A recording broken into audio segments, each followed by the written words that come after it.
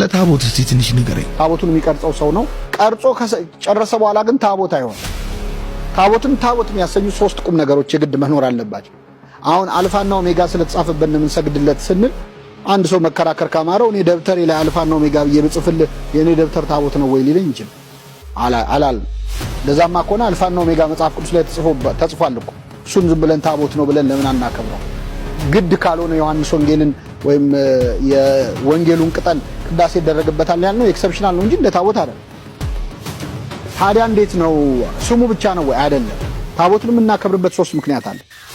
የመጀመሪያው ቅባ ሜሮን ይቀባል፣ ይታተማል። ጳጳሱ መጥቶ ጸሎት ላይ ለታቦት በታቦት ላይ የሚጸለይ ጸሎት ብሎ ጸልዮ ጌታዬ መድኃኒቴ ኢየሱስ ክርስቶስ ሆይ በጸሎታ ሐሙስ መስዋዕት አቅርበ እንካችሁ ስጋችሁ ብሉ ስጋዬ ነው ብሉ ደሜን ጠጡ ብለ እንደሰጣቸው ይህንን ስጋ እንደምን የምንፈትትበት ታቦት መንፈስን አሳድርበት ባርከው ቀድሰው ብሎ የሚጸልይበት ጸሎት ላይ ለታቦት ወይም ጸሎት በእንተ ቡራኬ ታቦታት የሚል መጽሐፍ አለ። ያንን ኤጲስቆጶሱ ይጸልይበታል። ጸልዮ ሜሮን ይቀባዋል መንፈስ ቅዱስ እንዲያድርበት ማለት። ስለዚህ ታቦት የሚያሰኘው የመጀመሪያው አልፋና ኦሜጋ የሚለው የክርስቶስ ስም ጉልበት ሁሉ ለኢየሱስ ስም ይስገድ የሚለው ቃል ስለተጻፈበት አንድ። ይሄ ግን ብቻ በቂ አይደለም። በሜሮን መክበር አለበት። በቅባ ሜሮን መክበር አለበት። ሜሮን ሲቀባ መንፈስ ቅዱስ ያድርበታል። በታቦቱ ላይ እግዚአብሔር መንፈሱን ያሳድራል። ሶስተኛ ምስጢረ ቁርባን ይደረጋል። በቀደምት አብያተ ክርስቲያናት የቤተክርስቲያን ታሪክ ስታጠኑ ከነዚህ ከሶስቱ ሁለቱ በተለይ አይቀሩም ነበር። የመጀመሪያው እንዳልኳችሁ ሜሮን መቀባት ነው።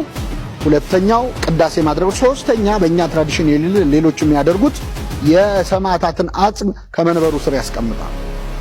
ስለዚህ በቅዱሳን አጽምም በዛ ላይ መስዋዕት ማድረግ የተለመደ ነበረ፣ ይሰዋ ነበር።